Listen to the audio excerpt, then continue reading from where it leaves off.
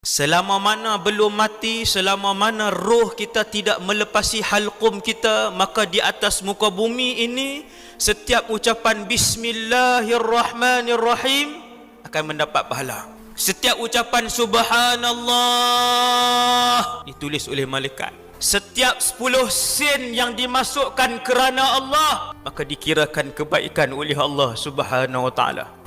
Maka ramai yang menyesal di malam pertama berada di alam barzakh.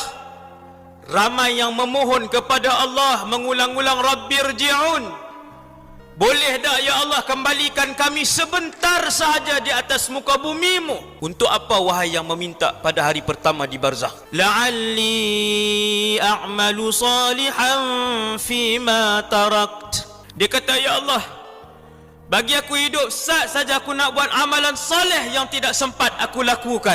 Lalu dijawab oleh Allah, kalla innaha kalimatun huwa qailuha.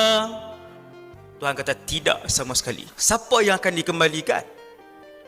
Mana ada manusia yang dah duduk di alam barzakh kemudian nak dikembalikan? Takat mana hak buat, takat tu ya.